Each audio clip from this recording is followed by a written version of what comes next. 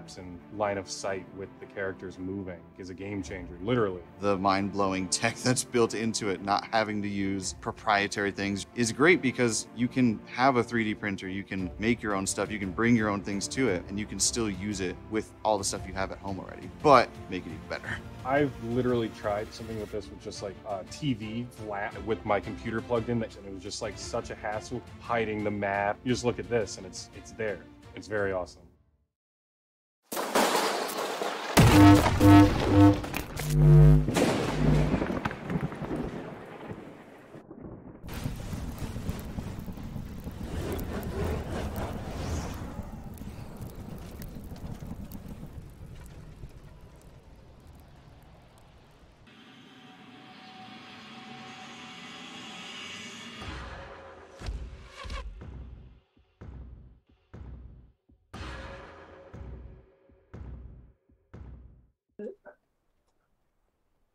Hello and welcome to the Tavern. I am your host, James. I am the GM and Game Master of Tabletop Misfits, and I have a wonderful and special guest tonight.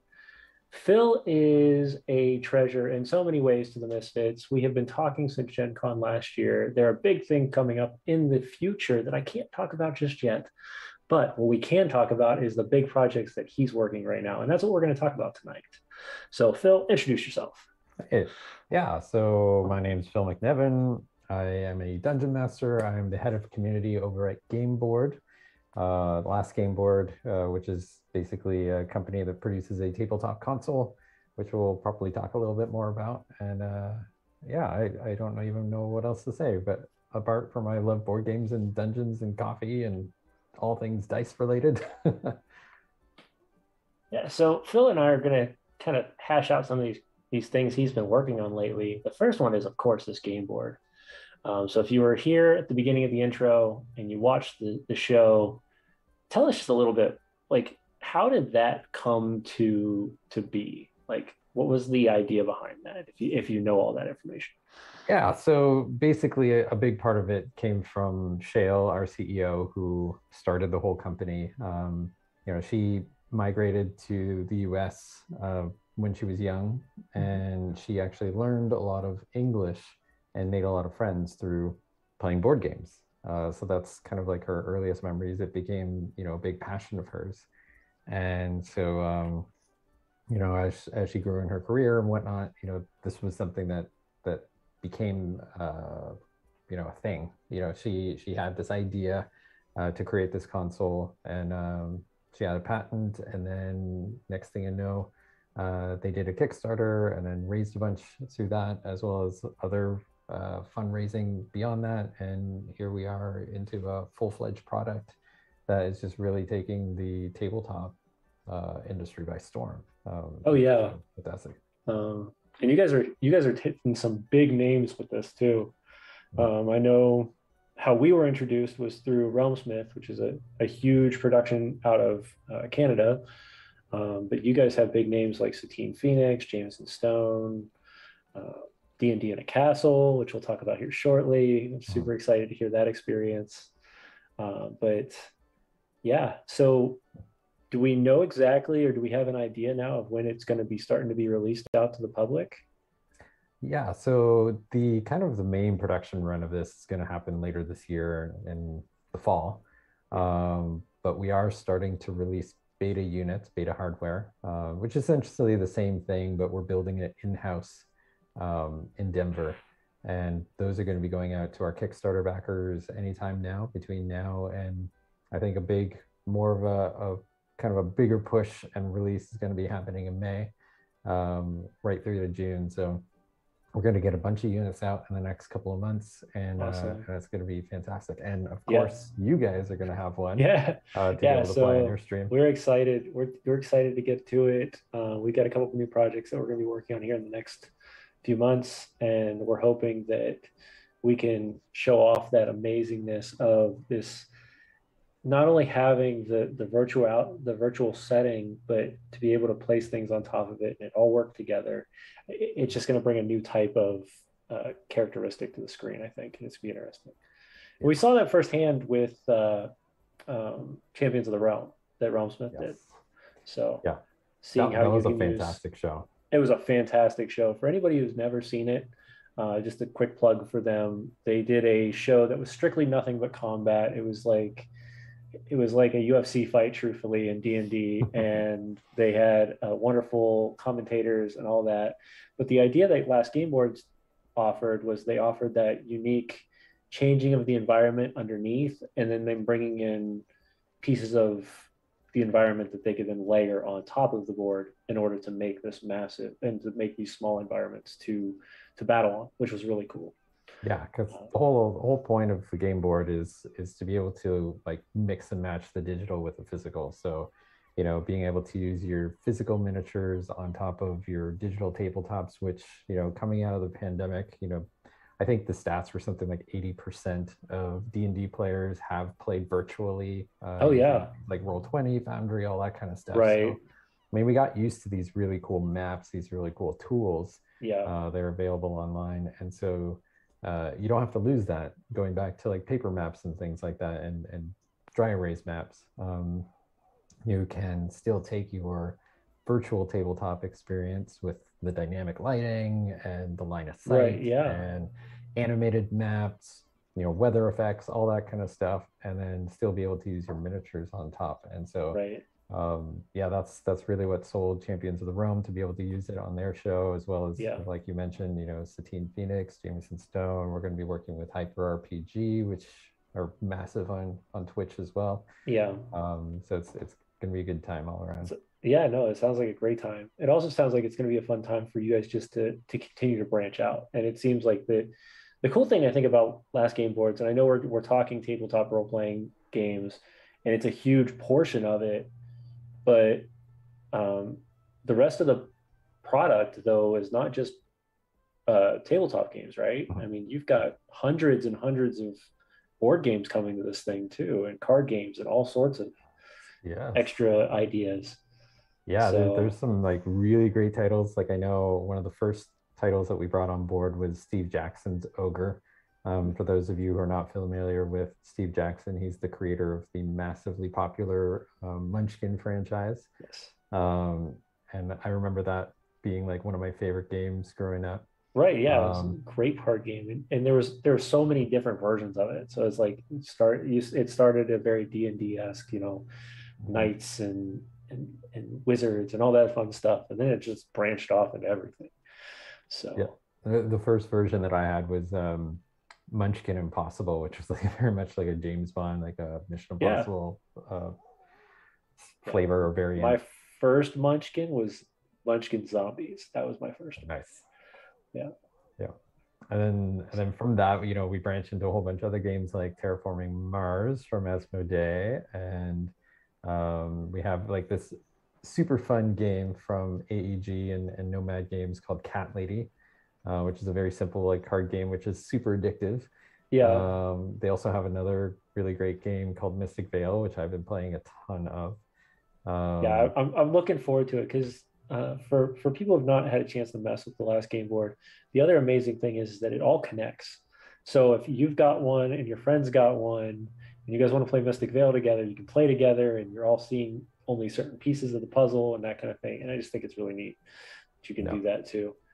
Yeah, it's fantastic. And like in that same kind of vein, when it comes to tabletop RPGs, like you and I could be physically present with our gaming group and playing with our miniatures, and then our friend who's across the country, or maybe they're just homesick and they don't feel like coming, but they don't want to miss out, can still log on to their web browser, and as we move our physical miniatures around, they're still seeing the digital versions moving around on their web browser, and vice versa. As they move their tokens around on their browser, we'll see it update on the board, so they could still play remotely even though the rest of us are physical. So it just brings like a whole different way to play.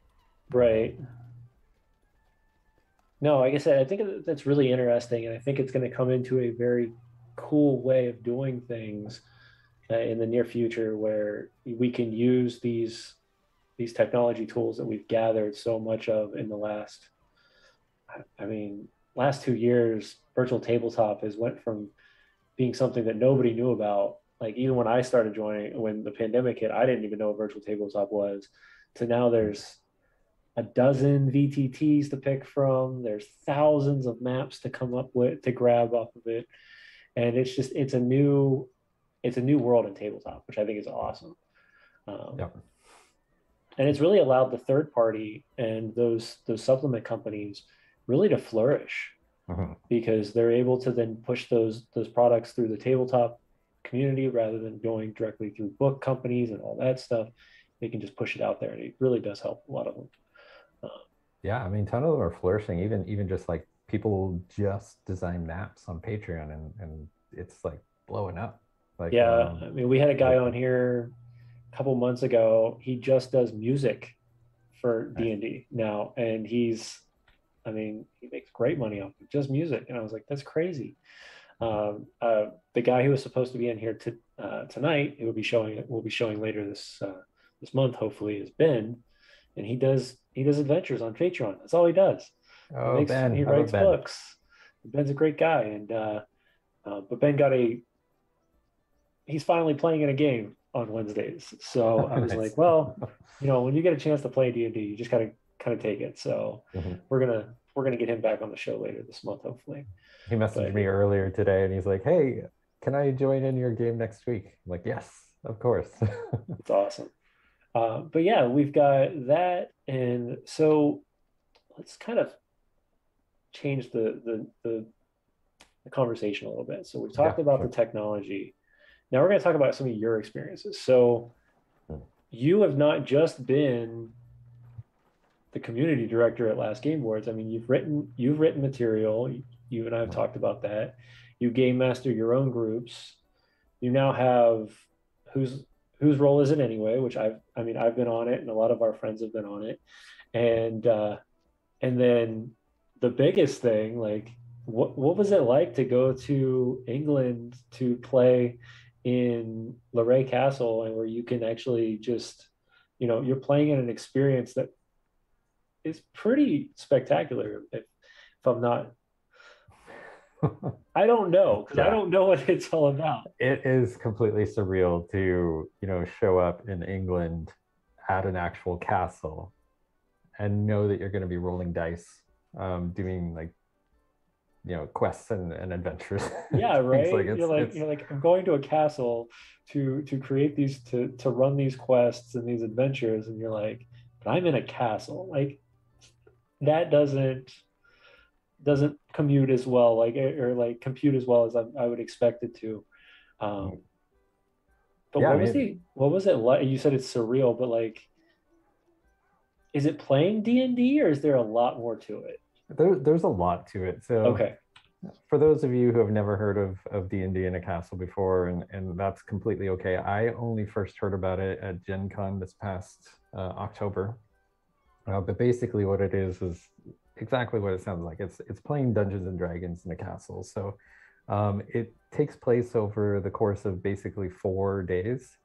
So I don't know if this has always been kind of the format, but when I went there, basically what they're doing for that round, as well as they have 6 more rounds happening later this year throughout September, October, which I will be a part of some of that. But basically, as a guest, you show up in England at a place called Newcastle, which is in the northern part of England, and then they will pick you up on a shuttle, bring you to a tavern for an event basically called You Meet in a Tavern. And so this is where all of the guests and the players will congregate, and they'll get welcomed by some of the staff from D&D in the castle, but they're all, dressed up in cosplay. And when we went there was an actress from LA. Her name's Kellen Coleman, and she's just fantastic. She was in The Office and a bunch of other things, but she showed up in full get up. She welcomes you. You have like this kind of welcoming party at the tavern. The whole tavern's booked out just for these guests. And then once that's done, everybody gets loaded up into the shuttles and the buses, and then you head off to the castle. And then once you arrive in the castle, there's kind of like this welcoming ceremony where all of us as DMs, welcome you into the castle.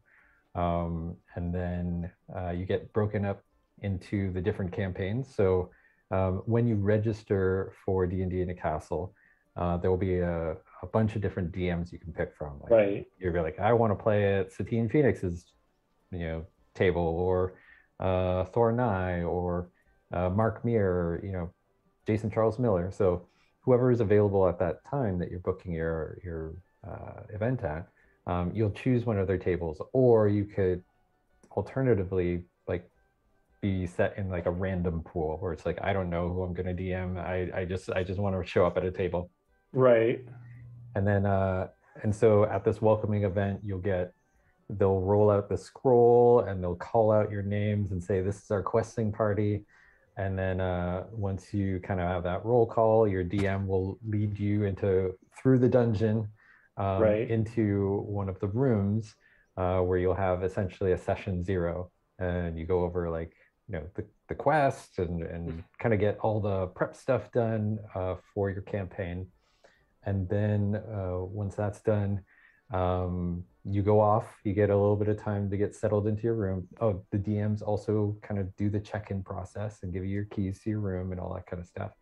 And then once that's done, you have some time to relax a little bit, but then you got to get dressed up because that evening we have a ball. They called it the Barovian Ball whenever we were there. Yeah. But it's basically like everybody gets back together in this large room. We have dinner. It's like a 4 or 5 course meal. And then they've got these like very thematic musicians who are like playing lutes and all that kind of stuff.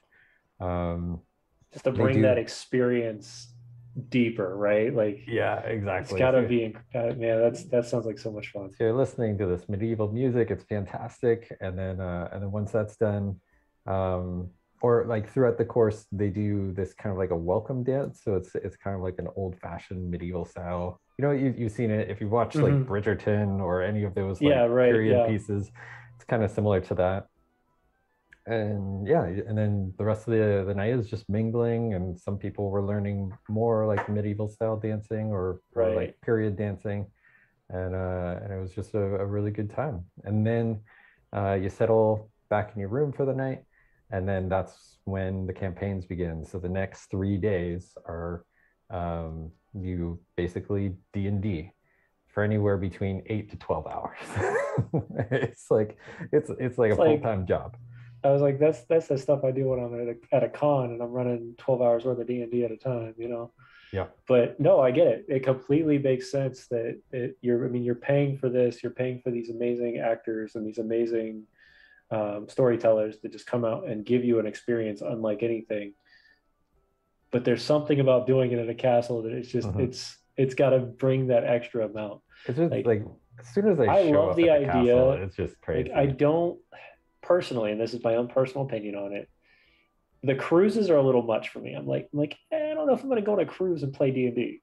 Cruises are where I want to, go have fun, hang out, do what I want to do, but not always having to have a schedule. The castle thing, though, just brings me so into the idea of D&D. It's not. I mean, if you're going to a castle, what better way than to explore a quest and to get a reward at the end and see all these things? Now, when you say you're playing for 12 hours of D&D, so let's say, when's the first, walk me through day one if you're allowed to. Yeah, for sure. So basically, how it breaks down is, at 7:30 they open up the breakfast buffet. So from 7:30 till about 9, I think, or maybe they even, I think the buffet's actually open till 10. I always had to leave early because I had games to run. Right, yeah. You're like, I got to get ready, prepped up. So yeah, exactly. So that's an interesting question. And I know it's something that some of our viewers, when they watch this later on, might ask is, so everything's included, right? It's not like you're paying for, it's not a cheap plate to go over there and play, but at the same time, food's included, board is included.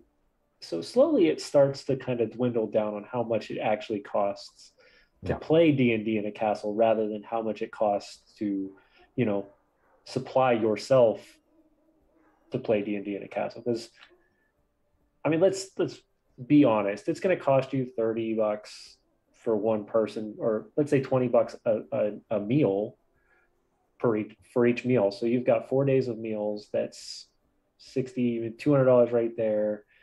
$200 to $300 at minimum for a hotel place, and then doing it in a castle has got to be higher than that. So I can't imagine a lot of that goes back to the D&D in a castle company rather than just paying all those points of the thing. So yeah, and they supply like all the snacks and stuff too. Like they have people coming around with like chips and chocolate bars and pop and like all that kind of stuff. So because of course when you play D&D you always have to have you gotta have snacks or it makes no sense, right? Yeah, so those are always going around and all that kind of stuff.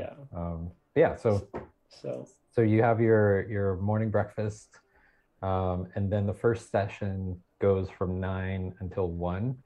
Okay. So that could either be, it could be your main campaign, or it could be a one shot. So like there are 3 D&D slots that happen throughout the day. There's the 9 to 1, and then there's the lunch break, and then there's 2 to 6, and then there's a supper break, and then there's 7:30 to 11:30. So how that gets broken down is going to depend on your dungeon master as well as just the schedule that's created. So some you know, their schedule even might change. So you might have, you know, your morning and your evening session, or you might have a morning and afternoon, or you might have an afternoon and evening. It even can fluctuate between days. But then, you know, you have your, say you had your main campaign in the morning, and then the afternoon you are free. During your free time, that's totally up to you what you want to do. You can either sign up for some of the one shots, which are run by you know, one shot specific DMs who are brought in to do those. That's what my job was. That's what your job was to run the one shots. And then the other options, depending on weather, like normally they have like falconry, they have axe throwing, they've got archery, escape rooms, like all this extra stuff that you could do. Unfortunately, when we were there, the weather wasn't great, so a lot of the outdoor activities weren't available, but they still had the escape rooms. They had miniature painting sessions, so you can go in and paint minis and things like that. Right. And they also had, like, I think there was maybe like a role-playing workshop, or, you know, there's different things you can do.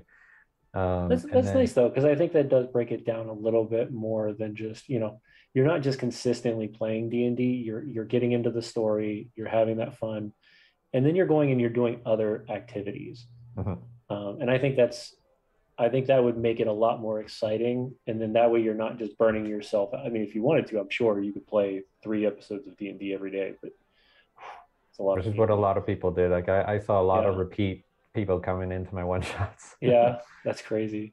Yeah, so then you've got your afternoon session, which is, like I said, 2 to 6, then your dinner, and then your evening session from 7:30 to 11:30, and then whatever you choose to do after that, it's up to you. A lot of people, there is a place there, at least the castle that we went to, Lumley Castle, had this amazing bar with a really great ambiance. It was called the Library Bar. And so a lot of us would show up there at the end of the night just to kind of, you know, unwind, talk about the campaigns, you know, just chill and all that kind of stuff. And then do it all again the next day. Right. Yeah. Then do it all again the next day. Yeah. How fast did it go? Like, did you feel like it was just instant, or was it very, like, it felt like it was actually a long and fun and enjoyable day? It felt like it was a good, enjoyable day. Like, it didn't feel like it went too fast. Right. I mean, you never want those types of things to just end, right? It's not like you ever want to, like, you're going to get in those moments where you're like, man, it's gone. It's the last day and I'm going to have to go leave, but at the same time, it is that opportunity then to, you know, it didn't feel like that was every day. Like you weren't just buzzing through the day and losing time. That's awesome. That's, so and I did like the campaigns are so engaging too that it doesn't feel like it's dragging along, right. but it didn't feel like it was going too fast. It felt like a good length of time where you know by the end of it you're exhausted because it's like, you know, 12 hours. Well, for me, I played 12 hours of D&D a day for 3 days straight. Yeah. I ran 2 sessions, which were each 4 hours. Right. And then when I wasn't running, I was jumping into one of the other one shots. Right. Yeah. So like, I definitely want to walk away with this, having played D&D in a castle. Right. You're like, I don't want to just run D&D. I want to play D&D in a castle. Yeah. So and I'm sure a lot of the newer game masters that have gotten the opportunity to do that probably did the same thing. Yeah. And there's some too who like because there's, especially like with the main DMs, they have a lot of time that they need to spend with prepping. So in between sessions, it's like, okay, because a lot of them use physical miniatures too. So this was sponsored by Dwarven Forge. So they had a lot of physical miniatures and whatnot. So you just had a lot to pick from. So you could like, do they have like a room where you could just, as the game master, you just go, okay, I need these things. They had like bins and bins of so the you know, they would, in between their breaks and stuff, they would be setting up, you know, the next dungeon, kind of stuff. So so they don't have a ton of time, but I know a couple of the DMs were like, no, next time I want to sit in on your one shots because I heard they were so good. Yeah. So hopefully, hey, that's awesome. You know, that's a good point there. So yeah. So 4 days of D&D, right? Pretty much 3 days of D&D, and then you have your day at the beginning. But you pretty much play from morning till night, 3 days, and then that last day is just you leaving, right? Yep.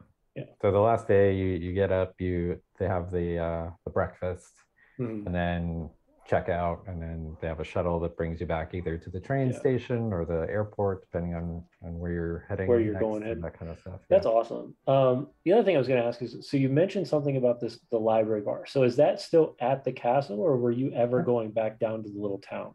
No, it was at the castle. Like it's all self-contained. So they have a couple of different restaurants inside the castle.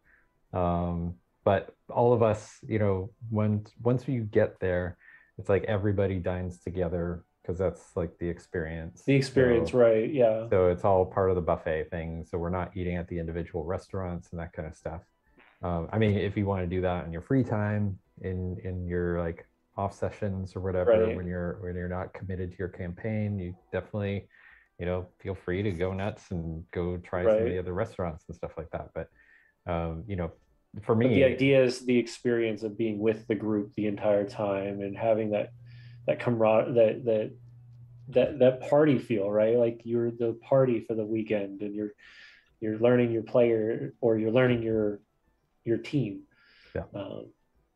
Exactly. Did you notice a lot of times did it look like groups were coming in, or was it more two or three people, and then they would put 2 or 3 people together on top of that?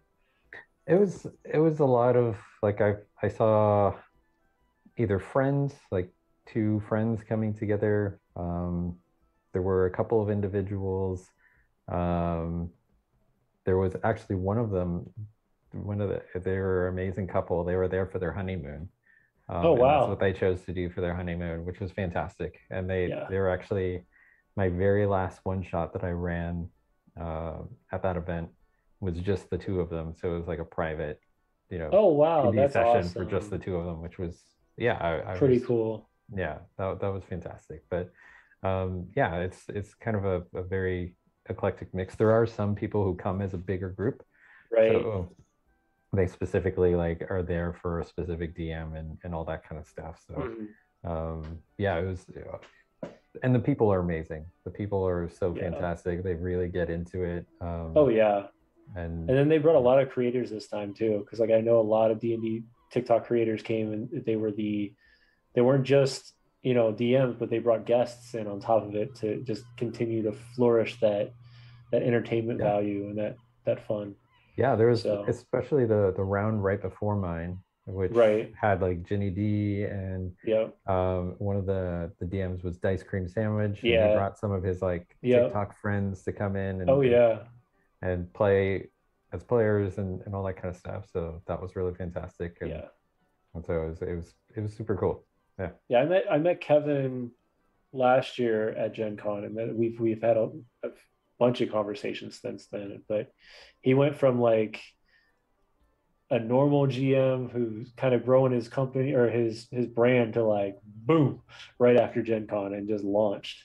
Mhm. And I'm super awesome for him. I'm super proud, super excited for what's coming up next for him. I have no idea. He's always telling me that there's something new, and I'm like, okay, we'll see what happens, man. Because you're already doing the big stuff, and Yeah, he's a super cool dude. yeah, he's I super really enjoy getting to know him. cool. So yeah, so we've done the D&D in a castle. We've done your talk about last game boards. What other crazy Dungeons and Dragons tabletop role playing stuff you got going on? Oh, there's so much. This year is going to be a really busy year for both Game Board and myself. I mean, we've Yeah. got we're doing, I think the next kind of public appearance we're doing is going to be Fan Expo in Denver. Oh, nice. So there might be some cool stuff going on there. I can't talk about it too much because we're still confirming things. Right. Then we've got Origins coming up. That's going to be really cool. We're doing some amazing stuff with Jameson and Satine Phoenix. Again, I don't even know how much I could talk about a lot of this stuff, but I could drop you hints. You could drop some hints. Yeah. Yeah. So there's, I know you have a secret project with those two that you're working. I know that's all you've told me before. So I'm not going to start picking at that one, trying to get any more information. Yeah. There's so many projects we're doing with them. They're amazing. Yeah. And then I'm in talks with Realmsmith again for some other projects with them.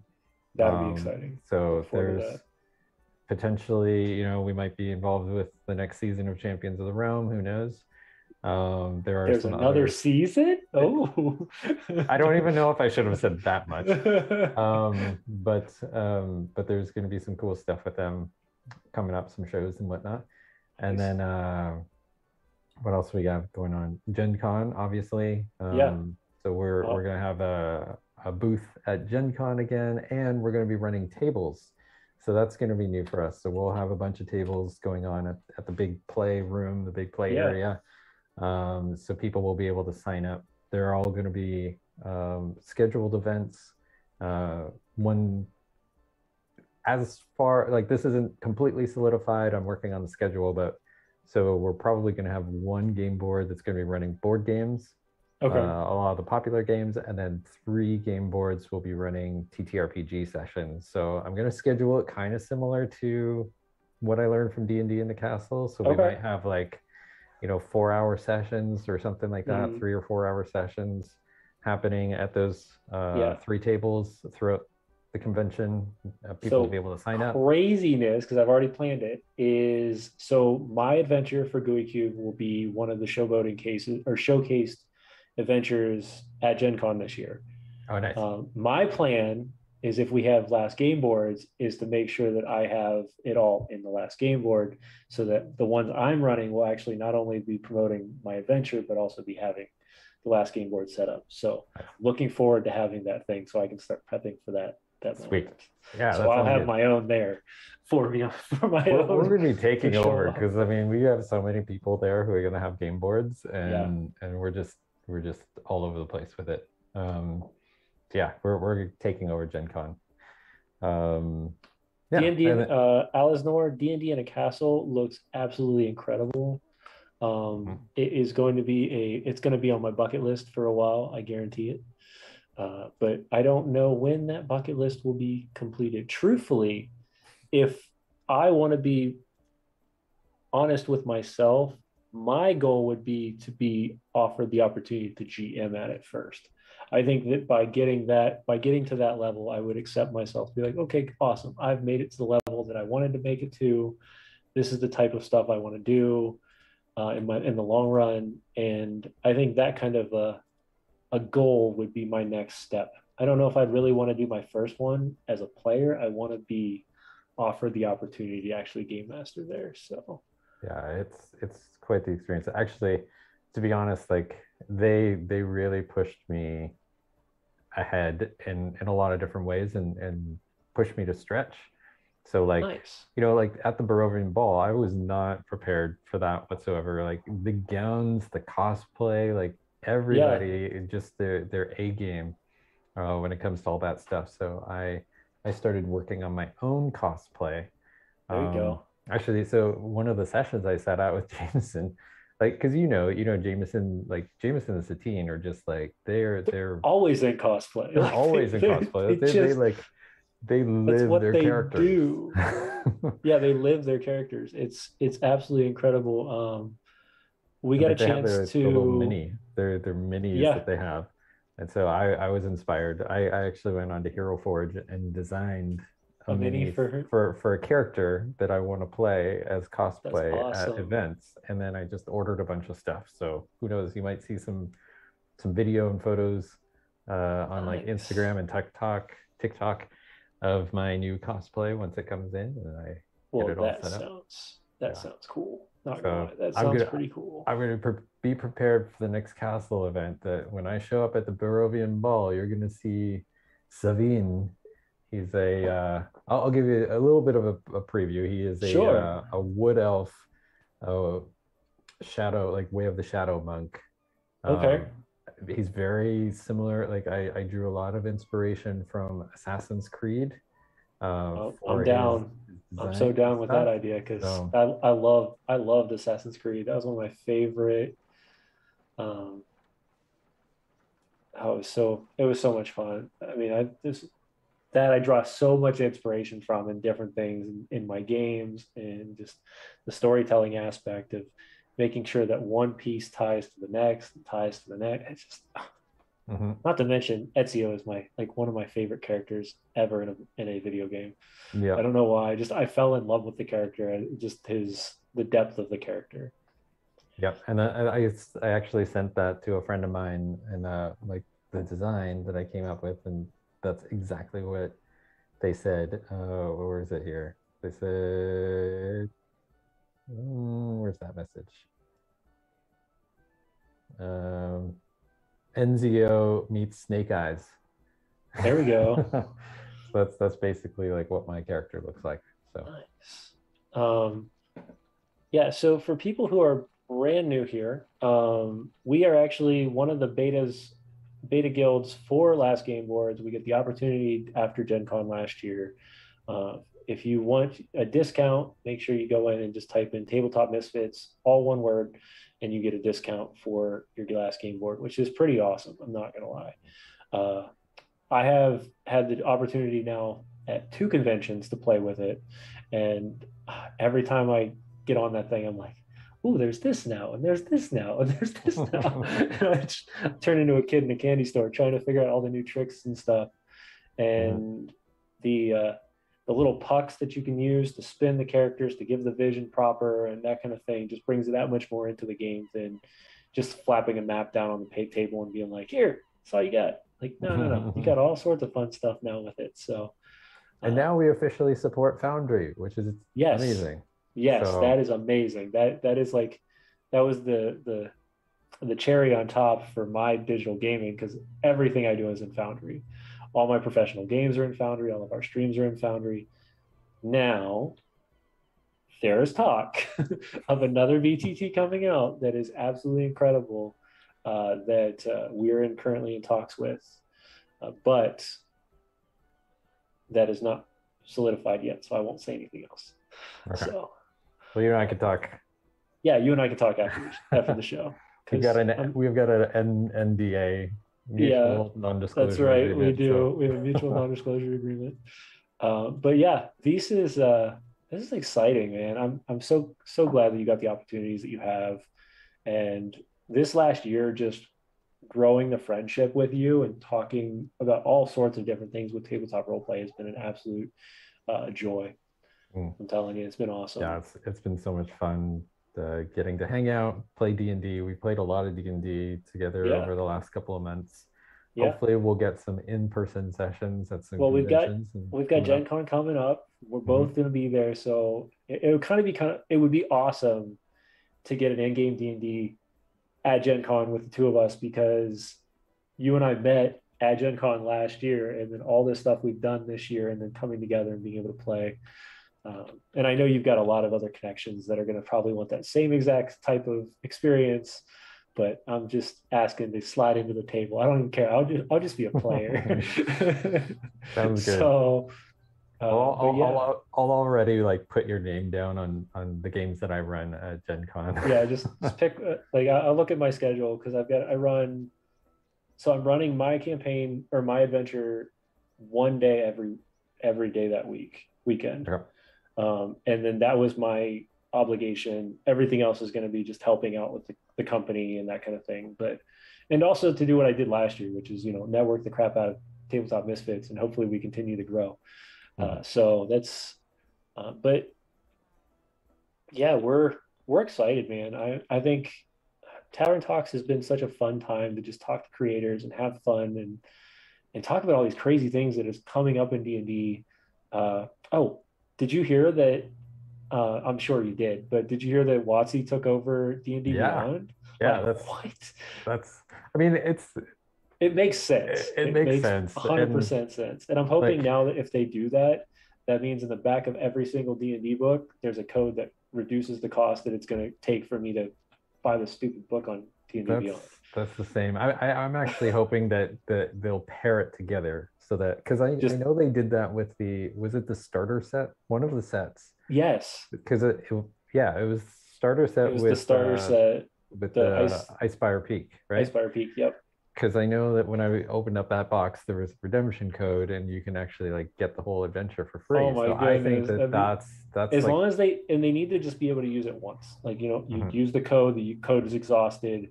But at least if I'm gonna go buy the $60 book, I want it in digital form at the same time. Yeah.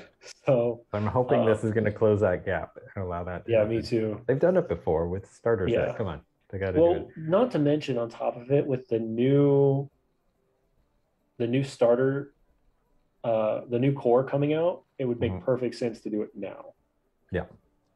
Start with what is it? Start with the multiverse, the monsters of the multiverse.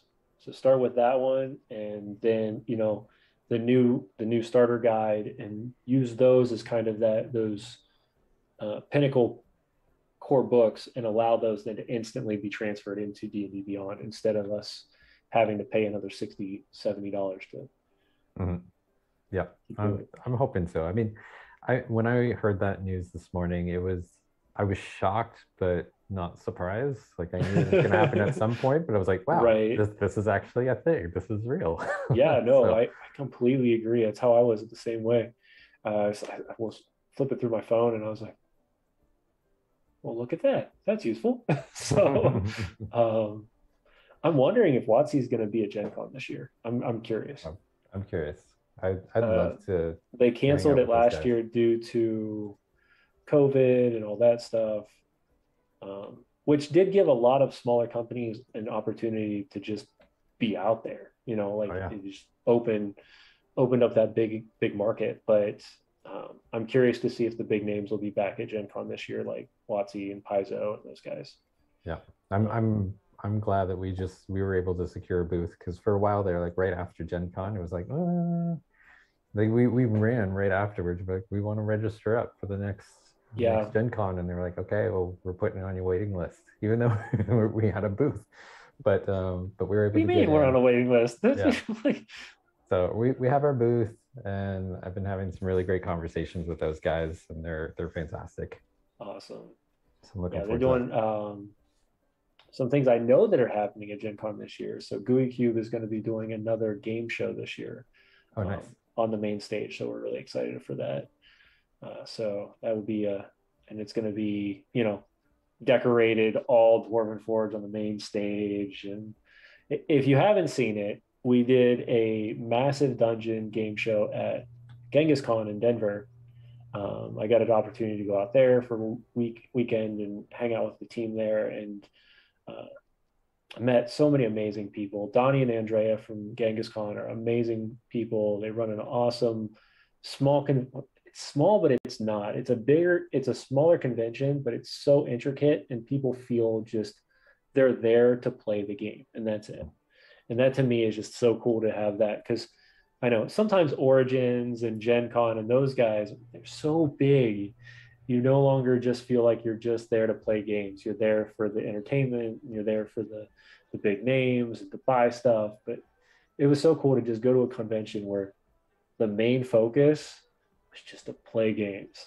Like I got Yeah. in two different random games and I was also GMing most of the weekend and got to sit down and talk to Jameson Stone and Satine for a little bit there. And I actually was dumb. So I'm not doing this again because I know everybody else is like, this is these are those pinnacle moments you want to make sure you're capturing.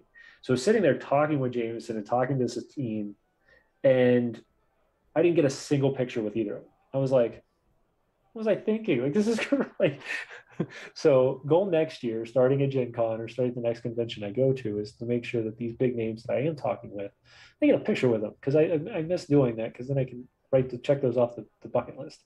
I'm like horrible at that, and so when I'm so bad in the at it. castle, I was like, okay, I'm gonna make sure. And part of it too is like Shale's like, hey, you're taking over our. Well, I run the socials anyway, but we Right. just got a new guy that we hired a little bit ago who's amazing. His name's Rob, and so Nice. he's handling all of our socials now.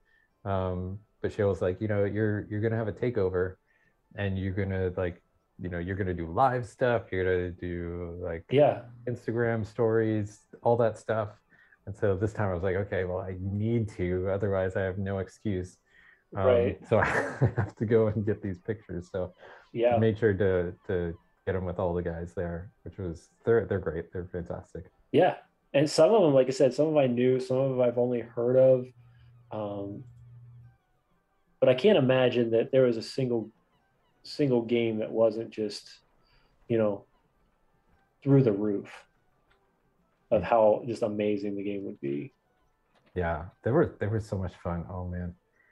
Actually, I don't know if I've laughed so hard playing D&D as I did at Oh, the really? castle. Yeah, because we had, so I ran a couple of one shots, two different ones. One of them I ran twice on the first day, and then the second one I ran twice on the second day, and then once on the third day. And just seeing how different people approach the same one shot is just so interesting. Hmm. And some of them, like one of them I've ran on our live stream. I don't know if no, I don't think you were in that episode. It was like basically like, so I called the adventure Adventures on Bikes. No, I was not on that one. Okay, so it was like an adventure where you start in the modern day, actually in 2002, so 20 years ago. But you go and you basically like you're a bunch of teens like hanging out playing Xbox. I think this was around the time that Halo first came out. So you're doing that, and then a meteor strikes, and then a bunch of things happen, and you get sucked into the Forgotten Realms, or a Forgotten Realms like place. So that one was super fun to run. And then the other one that I ran was I called it the Barbary Casino Heist. Okay. And it was basically, the party have to steal something from a casino. So it's like Ocean's 11, but it's on a river cruise. So nice. And so they gotta go through the boat and yeah.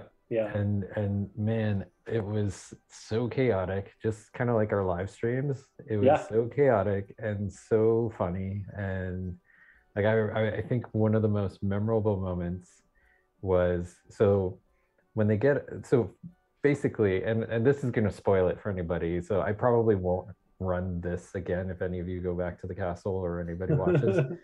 But even if I do, it's all going to be different. So basically, the story starts out that they're surveying the casino. Right. So I give them the opportunity to try to find their way into it. And then once they get on the boat, then they have to find the magical object that's stored away in a safe somewhere on the boat. And so one of the groups, like all three of them were absolutely hilarious. I was in stitches the whole time, but one of the, one of the groups specifically came to the one shot saying, we are preparing characters that are definitely not the people that you want to have on a heist.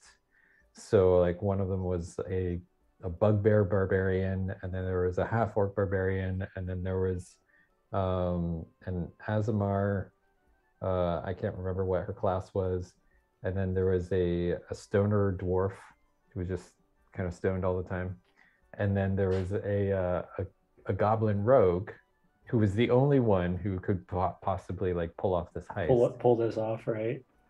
And they get on the boat, and so on the casino floor, there's this woman there that is basically like providing security.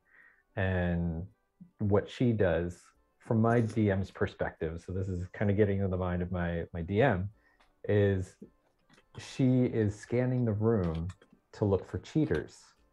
And if there's someone who is even thinking of cheating, because she has detect thoughts, so she's always constantly like, scanning the room and detecting the thoughts. If she senses that someone's going to cheat, then she uses suggestion to cause them to go to the edge of the boat, strip, and then jump in the water. And I left little trails of this. Like I described, like, when they were surveilling the boat, that, the crew is like removing all of the waste from the boat, but also they're removing this crate full of clothes, fancy clothes and all that kind of stuff. So I kind of dropped the hint a little bit. Anyway, right. So this goblin, he fails his check. And so she uses suggestion to get him to strip off his clothes and take a jump into the drink. Right. And so the rogue was the only character that has the potential to actually pull this thing off is heading off the river. Nice. In the meantime, the two barbarians, the bugbear and the half orc, become basically the stealth guys. So they sneak up onto the boat, and they're stealthing around the ship. And these guys are like 7 feet tall, so it's kind of hard for them to hide, but they're doing their thing.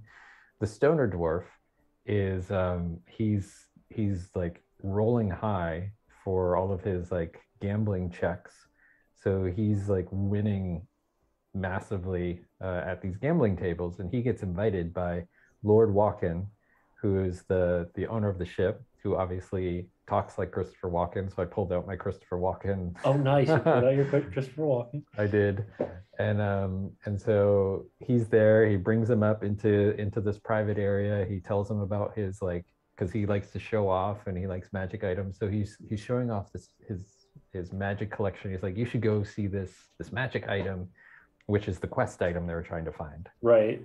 So in the meantime, while all this is happening, the goblin who jumped off the boat, who's still naked at this point, swims, he gets to his senses, swims to the boat, asks if he could, is there a place I could crawl in? I'm like, yeah, there's a window where there's an oar. Right. And so he climbs in there, and buck naked stands right in front of two very shocked guys who are rowing the boat. Guys are rowing. And they're just staring at this naked goblin. And so he goes running, and there's actually 32 of these guys who are rowing the boat. Yeah. And so he just streaks through all of them. Through them all. Yeah. So they start yelling like naked goblin. And then he hikes up the stairs. And as he goes up the stairs, there's the casino floor.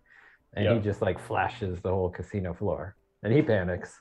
So then he goes upstairs. He's like, I want to climb right up here. Is there a place I can climb? I was like, yeah, you can do that. And just how the map is laid out, exactly where he climbed up leads to the VIP lounge, where all of the very important nobles are having their drinks. And there's a table right there, right on the ledge. So now he's climbed up into the VIP lounge, standing on a table, buck naked, flashing everybody, which causes alarm. And then they start screaming. And that's just at the moment where Lord Walken was about to reveal where the compass was to this dwarf. So now that's caused a distraction. They go heading in that Oh direction. no. A big fight breaks out. Yeah. He's a naked goblin fighting all these soldiers. He then tries to escape, so he jumps off onto the main deck again.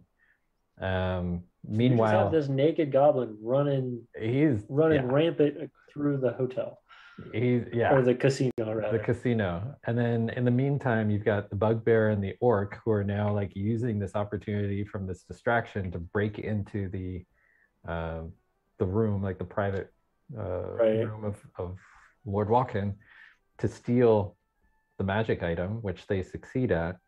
And so they jump ship with the Asimar and the dwarf, leaving behind the goblin, who has climbed at this point down back into the room where all the rowers were, who have at this point they've stopped, and they're like gossiping about this naked goblin, and he just gets frustrated and he's like, I forget what he says. He says something that was really funny, and he just like burning hands starts setting the place on fire. And so now you got this burning ship.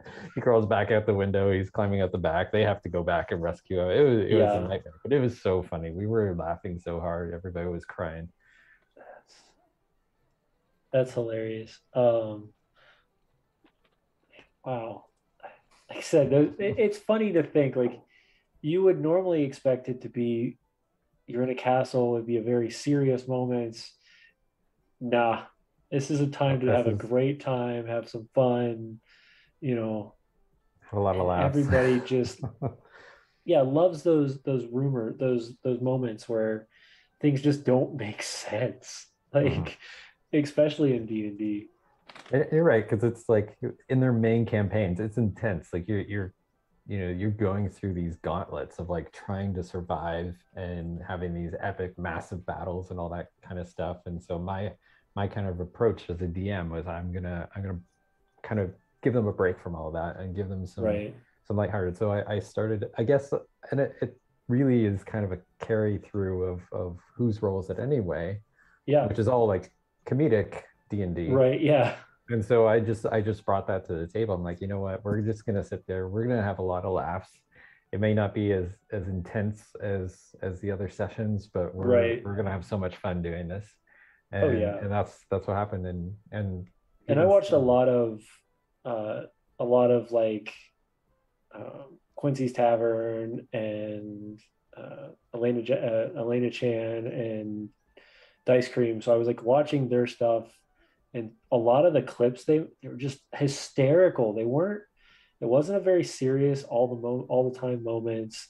It's very comedy related. And it looks like they just had a great time. It made it even that much more of a reason for me to be like, man, I just want to go try it now. I'm so, hopefully in the near future, it'll be an opportunity. I don't know. We'll see. Well, one of the things that I liked doing too as the one-shot DM there was to give them opportunities to get what they weren't getting from the other dungeon masters. So the very first day, for example, I jump in and I think it was the evening time, and I get in there and ask the guys like, okay, so what kind of D&D session are you looking for? Is it role playing? Is it combat? Like just tell me what you want to get out of this one shot. And they would say something like, because I think the first night it was all RPing for most of the day. So they're like, we have not rolled, very much single die all day. Yeah, they're just like, I just want to kill something. Yeah, exactly. So I was like, okay, this session is going to be a lot of combat. Yeah, that's last game board's specialty right there. Let's get on the board and hack some things up. Yeah, so we got a picture up here with you in. Do you know what day that is? Yes, that's actually day 2. Okay. That is actually the session that I was talking about with the naked goblin. Okay. So this is the really fun one. So the guy is sitting to my it just so happens to be the picture I submitted to you guys. So the guy to my right, I guess it would be left on the picture. He was playing what was his character? he was playing the I just want to know who bugbear. the goblin was. It's the only if the goblin's in the So picture. That's the only one. the goblin's off screen. He's just to my left. Okay. Um, Okay, so he's the one complete right to your left. He's at your left that you can't see at all. completely off Okay. screen on the right. And then the guy kind of in the front with the plaid and the glasses, he was playing the half orc, who was like obsessed with the color red. There was some threads there that I wish we would have followed up on where like, and it wasn't planned. The captain of the security of the ship Right.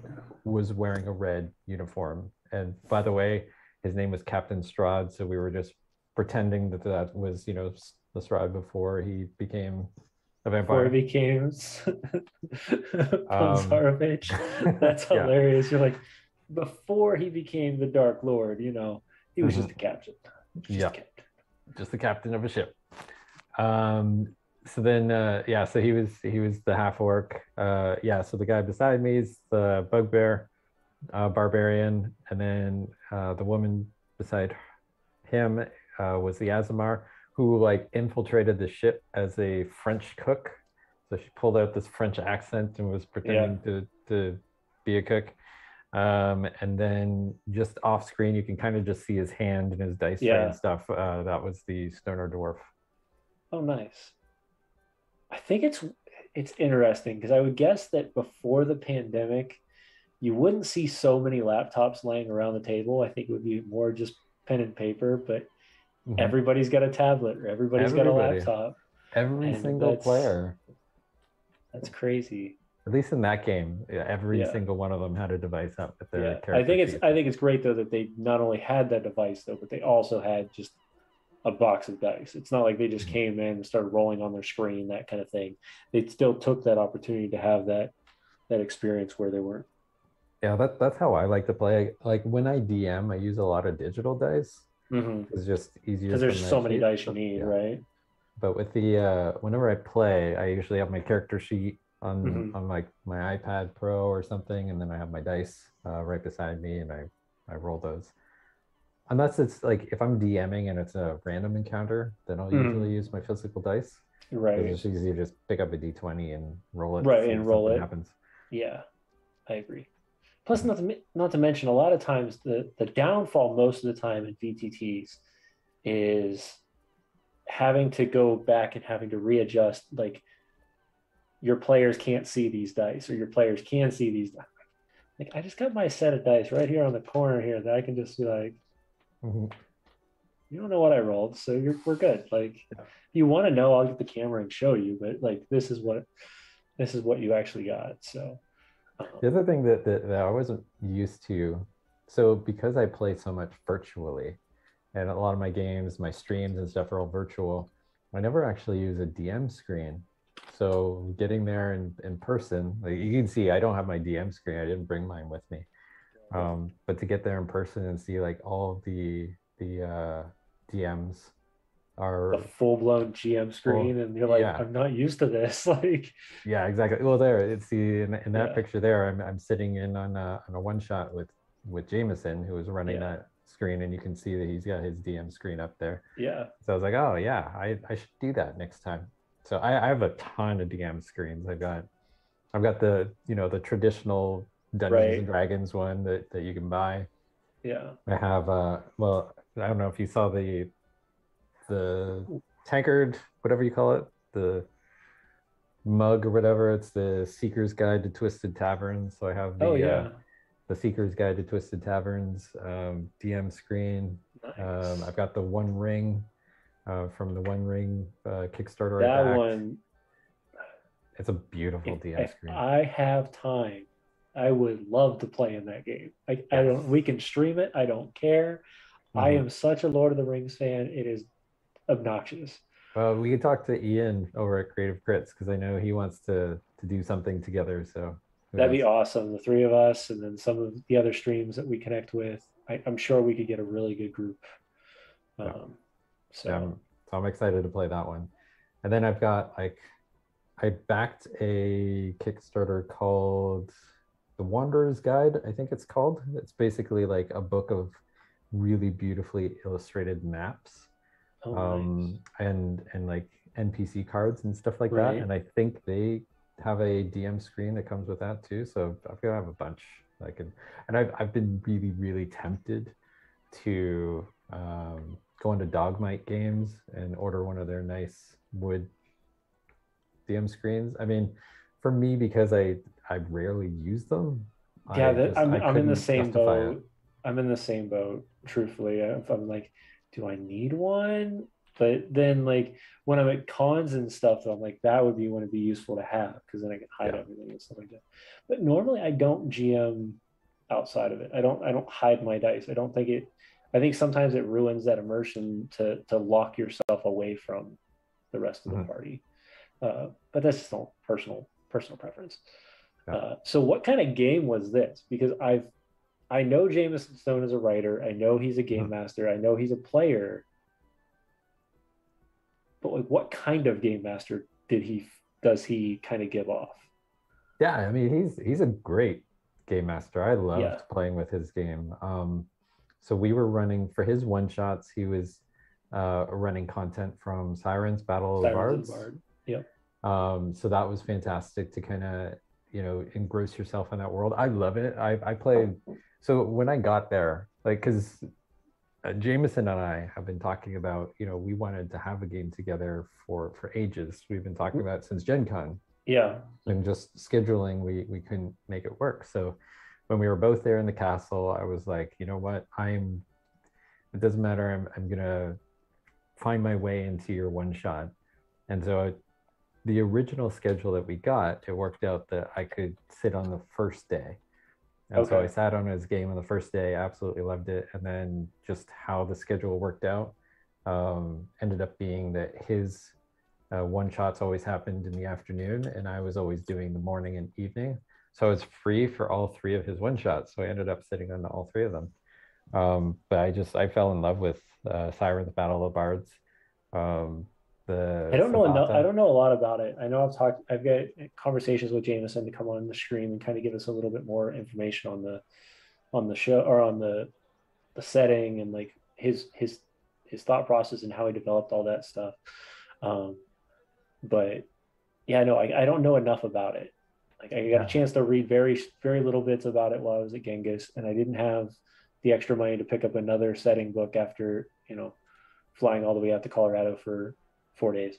So Yeah, I'm definitely gonna have to pick up the book when I see him next, yeah. which I hope will be in June when I fly out to Denver. Yeah, I'll leave it to him when he comes on here to explain a bunch, but a very kind of brief overview. It takes place in this place called Zyathe, which is like this town kind of built up in all these different layers and levels. If you've ever watched the show Arcane, it kind of reminds me of that in the sense of like, you got the under level and then you got it reminds me it's that, and then it almost gives that same similar feel to like Ravnica. Like from Magic. It's the same similar, the city just kind of stacks on itself rather than being this large overarching world. It's more so just the city just stacks on itself, and this is where you play most of everything outside of it has kind of been desolated or whatever. I mean, however the story goes. But yeah, so it was fantastic. I love the world. If you ever get a chance to check it out, it's a cool world to play in. And that's not me promoting Jameson, even though he's a good friend of mine. That's just seriously, he's a really great writer, and the content's fantastic, and it's a very immersive world.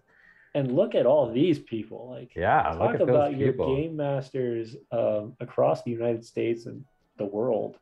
Most of these in this setting look like they're all mostly American. Yes, I think all of the GMs were American except for Will. Will came from London, I think, or he was from UK. Yeah. But most of the one in the front and dressed up in the very regal looking reddish gold dress. I have no idea who she is. Never seen her. So that is Tara, and then the guy in the kind of like the James Bond suit in the chair, that's her brother Cam. So Tara and Cam are the creators of D&D in the castle. Okay, that's why I've never seen them. Yeah, so they're not the game masters I've seen on TV or on Twitch, but I was wondering where they fit into the picture, and they're the hosts of this. That's awesome. Yeah, so they're behind the scenes. I mean, you don't see them a whole lot, even throughout the event. I mean, they're there, they're around, and obviously during the Barovian Ball, she was all dressed up in like that, and she's kind of the one in charge of teaching the dances and all that kind of stuff. But I'm sure they've got all sorts of things they've got to keep track of while they're, because not only do you have 20, 30 people there that are guests, you got to make sure all the game masters are taken care of. And I mean, that has to be a different level of care, I'm guessing, because they're there to continue to promote your establishment. So you don't want any of them to ever feel like they've not been taken care of and stuff like that. So they're fantastic. I love those two. They're amazing. They're always hanging out at the library bar afterwards. You can always like chat with them and catch up with them and all that kind of stuff. So they're fantastic. Who else do we have in that photo? You have Kevin. Yeah, so there's Kevin is back there. Jason Charles Miller, who's a amazing guy, amazing voice actor. Yeah, voice actor, like actual musician, artist. The killer musician. Yeah. And then Jameson Stone and Satine are right there in the middle. Yeah. Who's right in front of Kevin? The woman with the elf ears. Yeah. So that is Kellen Coleman. So she played the NPCs. So she would come in and kind of interact, and that was another cool experience. So we didn't get to talk about this much, and we'll get back to the other DMs in a moment. But so basically, her and another one of them, Adriosa, the two of them played NPCs. So any of the dungeon masters could bring in like basically these actresses to come in and actually play a character in the campaign. So for a short period of time, so they would just swap out of characters and bounce around. That's cool. They could be, really pivotal to the story, or they could just come in and just add a little bit of interactivity to a specific character.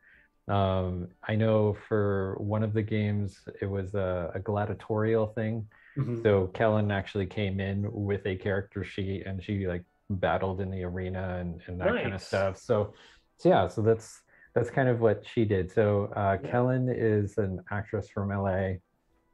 And she's been in like Lifetime movies. She's been in The Office. I think that's where she's like mostly known for, and that kind of stuff. She's hilarious. She's fantastic. I love her. Nice. And then there's the one sitting on the ground. Who's that? Yeah, so the guy on the ground with the purple shirt, his name is Will Doyle.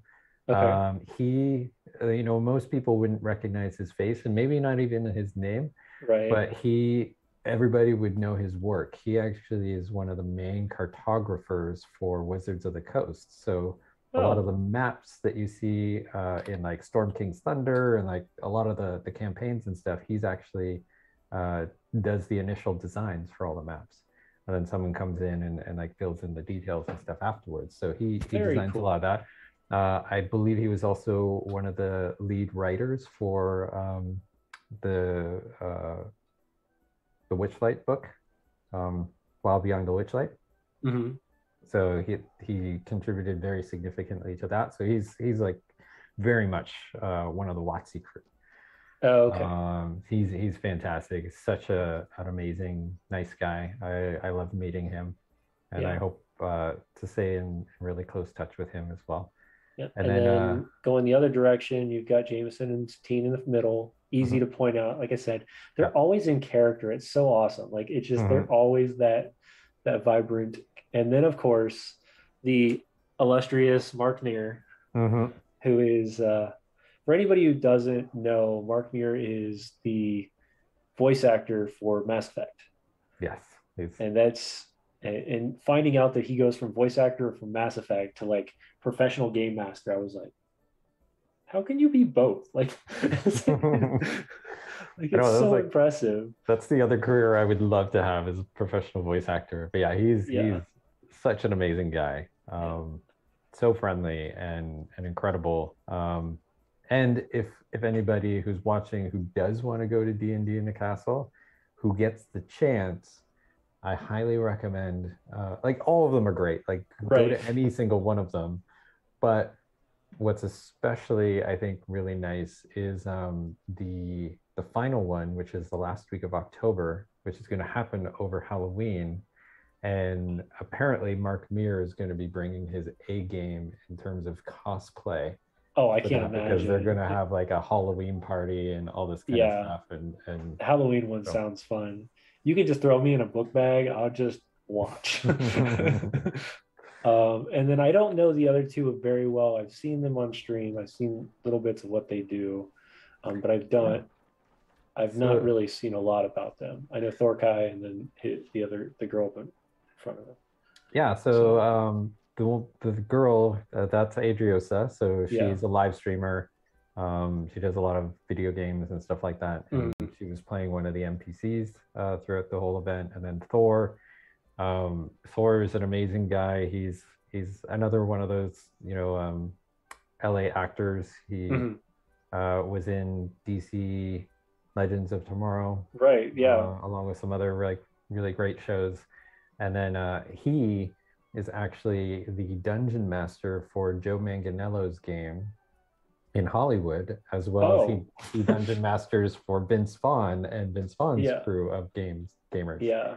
So he's a very. I did not realize that he was that deep into D&D. Like, because I didn't know, because I know Joe was the main GM for his show or for his group for a while, but now knowing that he does that, that's impressive. Yeah.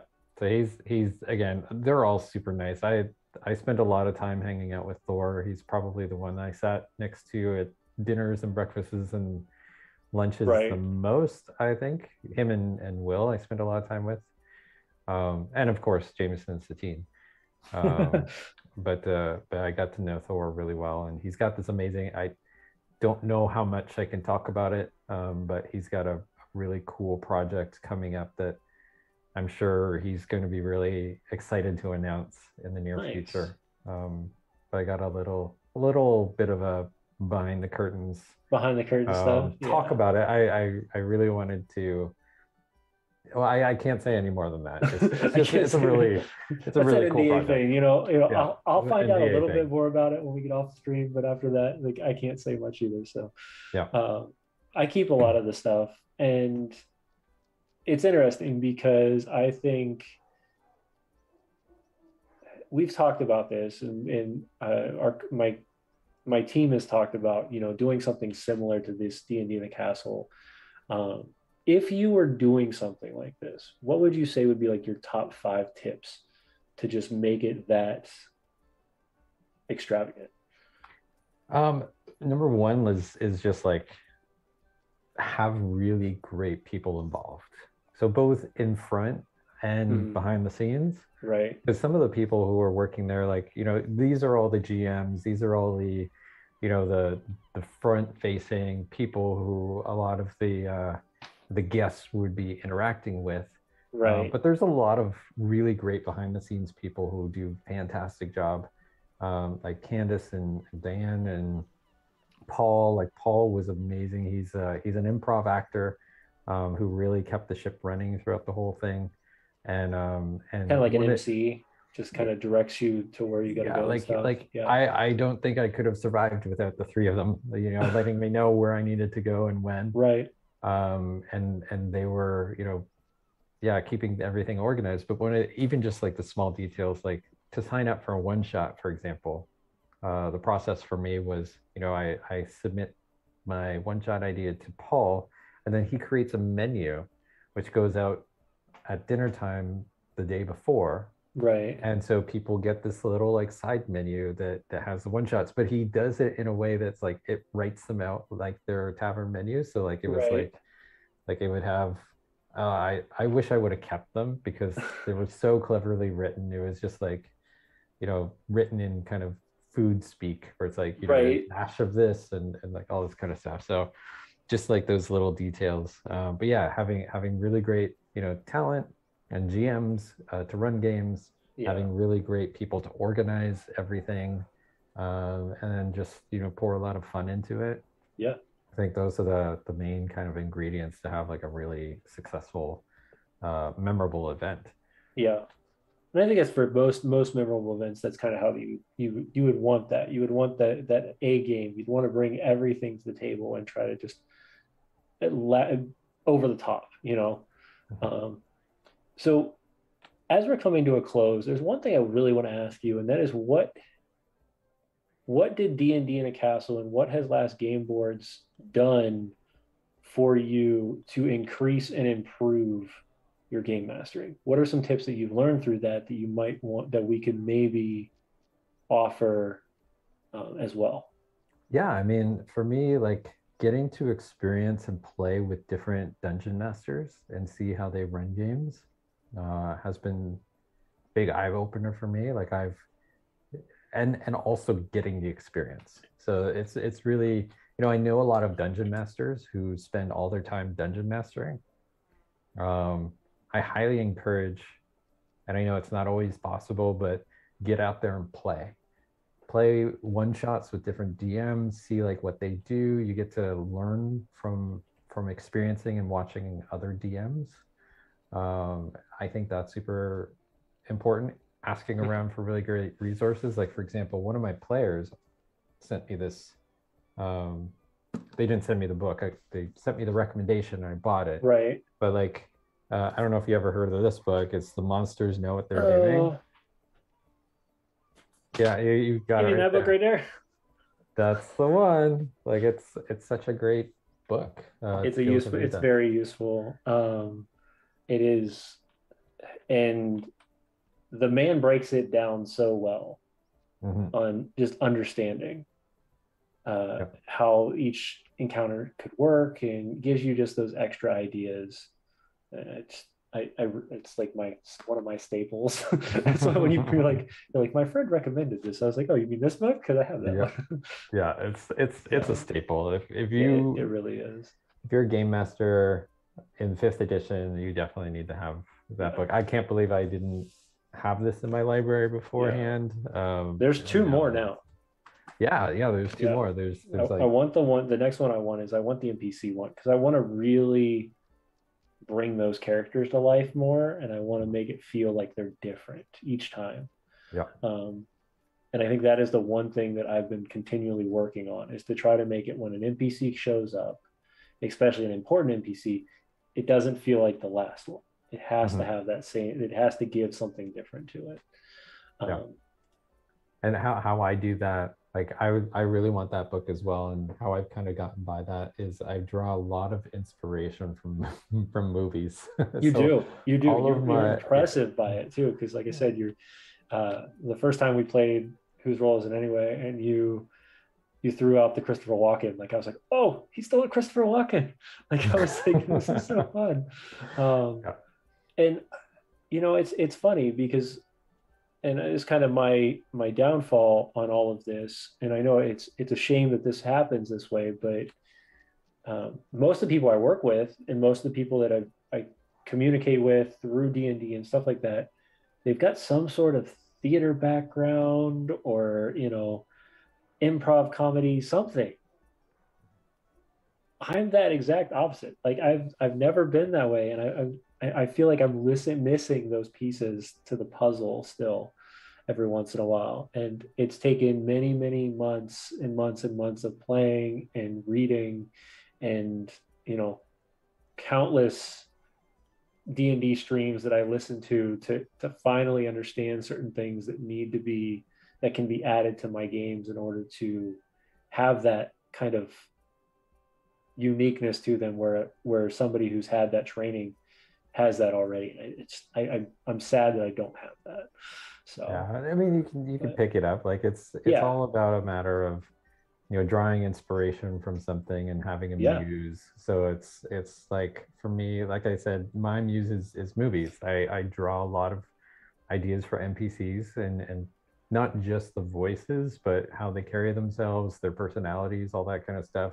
I don't know how much I pull this in from like a conscious standpoint, maybe from an unconscious standpoint, but I used to study a lot of like psychology and patterns of behavior. So like I'm Okay. actually, I know a lot of people, I don't tell a lot of people this, but I'm actually a Yeah. certified personality profiler. Like I can look at someone and tell Yeah. them like their Myers-Briggs type just by watching them. Like one of my exams for the certification was I had That's to watch crazy. Yeah. Star Wars, because like a lot of it, like you have an active where you talk to people, you ask them questions, and then you, based on what they say and how they say it, their body language, you can tell like what their personality type is.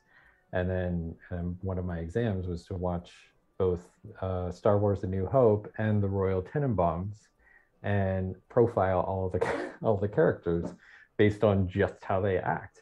Oh wow. So part of it is to understand like how people act, how they move, motivation, all that kind of stuff, so that when I create characters, then I know like, this person would do this thing, or they wouldn't based on their values, or understanding the cadence, like an extrovert, which most people think is like someone who's really outgoing, but in fact is it's a little bit of a myth. Extroverts usually are outgoing people, but it's that they process information from externally, like they need to externalize in order to process, whereas introverts need to internalize in order to process information.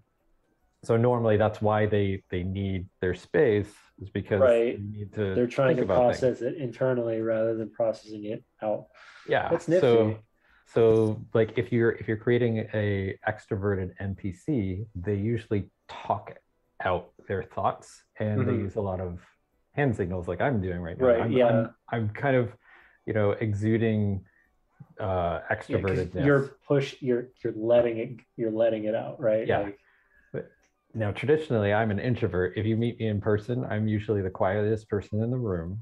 And anybody at D&D in the castle will say this too. Like, I barely spoke. I'll sit there. I'm always there, but I won't speak unless you're spoken just listening. to. You're just listening. I'm just listening.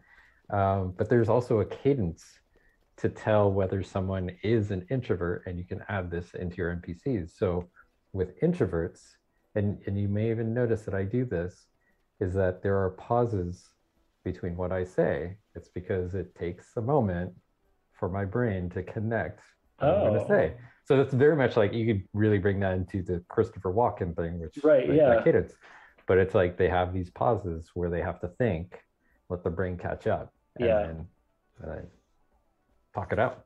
So there's a lot of cool like little tricks and tips that you can do to add into your characters. And I watch a lot of YouTube channels too, to kind of learn accents and voices, the voice and acting, that kind of thing, and that kind of stuff too, that really brings into it.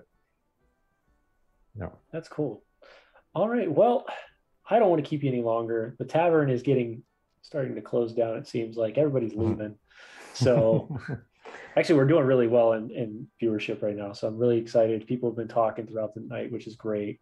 I'm definitely going to check out this Dragon Thrones that Rosena Chavez 73 sent up for us, just to check it out, see if it's anything that'd be interesting for me to go enjoy a little bit of a fun time, and not so much of a craziness of the D&D in the castle. But it's going to be, and of course, Alisnor is calling the creature immediately that we have on our screen.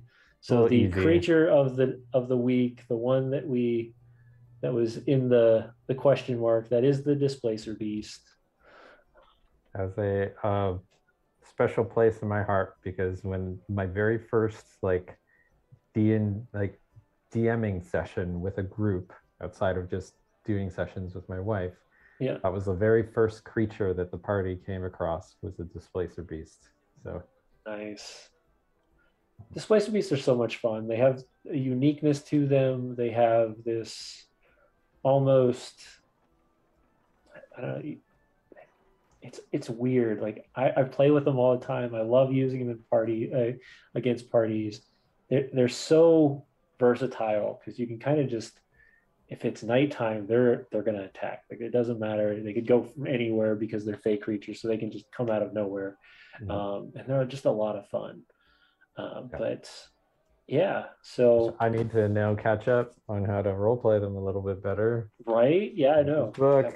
Yeah, go check out some more information on how to better role play your monsters. It's monsters know what they're doing. I have no monetary tie to that whatsoever. I literally just got this book yesterday. Yeah, no, I have no monetary tie either. But I will tell you, Keith Amon is an amazing person, and he's created some very cool books to help game masters get a better understanding of combat based on the creature itself. Used them as guard beasts on the monastery. That's pretty cool. Curious what kind of monastery Displacer Beast would be at, but sure. Nice. Now my curiosity has been spiked. So, but it has been a wonder. Like I said, it's been a while. We've been talking about having you on the show and just talk about everything. But I thought after D&D in the Castle and everything else, that this would be a great time for you just to kind of let all of it out and just have a good conversation. And we've had a great conversation tonight. So does anybody in the chat have any questions for Phil or myself before we call for last call? And while you're typing out your questions and whatnot, I do want to talk, because we mentioned Whose Rolls It Anyway a couple of times on the show. Yeah. I don't know if you guys know about it. It's basically a improv D&D comedy show that I do every Tuesday night on Twitch. And of course, James has been a very regular guest on our show. And basically it's just randomly generated one-shots created by our Discord community. We use 1985 games deck of stories to kind of randomly generate using dice rolls and all that kind of stuff. And so go give them a follow over there on their Twitch channel. The Last Game Board is where he runs it, and most of the time he'll use, if he's playing it, if he's the game master for the week, then he'll use Last Game Board, so you can see an actual session being done with it, which is pretty awesome. Phil, is there any other places you want us to shout out from you, where they can find you? Yeah, like, either the Last Game Board or Last Game Board on a lot of the social channels. Okay. That's where they can find like the official game board social profiles. If you want to follow me specifically, I am found everywhere just at Phil McNevin. So that would be, well, I don't do a whole lot on Twitch anymore because most of my Twitch is done on Last Game Board's channel. Yeah, Twitch has been taken over. Yeah, essentially. But I do, you can find me on Twitter. I'm on there a lot, Instagram, TikTok. I just started getting back into TikTok while I was at D&D in the Castle. So you can find so me many there socials. as well. It's so exhausting. It is. I love the idea of social media, but the fact that there's like 5 or 6 different platforms that I have to throw information on of when the next show starts up drives me crazy. Mm-hmm. Yeah, it's a lot to manage. It's a full-time job. That's why we hired someone to take care of it full-time for us. Yeah. Where is I thought you sent me that message, but apparently I've misplaced it. Anyway, yeah, so let's if nobody else has any questions, let's have our last call. So last statements. Bill? Yeah. Anything else? Yeah, I mean, it's just all about having fun. That's what I love about D&D, whether it be at the castle or, at Gen Con or virtually like we do, whether it's streamed or not. It's all about having fun and bringing, a lot of memorable moments to people. And that's kind of like the mantra of Game Board too, is like we really want to have those memorable moments on the table with people that we enjoy doing that with. So right, yeah, no, I completely agree. Thank you all for coming. Thank you for hanging out with us tonight. Of course, if you haven't already, give us a shout, give us a follow, pop over to our YouTube and give us a subscription. And this week, just a heads up to everybody, due to the holidays, with it being Easter weekend, we will not have a show on Sunday. We thought about doing the finale for Sunday, but we want to make sure that we focus and treat our community well. And that means that we allow you to be at your family, because we don't want you to be trying to get back to see us that evening. So go have fun with your families, enjoy a wonderful Easter, and we will be back the following Wednesday And we will be, we don't have a guest yet, but when we get our guest, we'll send that out on social media. So look forward to that. Keep an eye out for all that information. And we'll see you guys all next week for the next episode of Tavern Talks. Bye.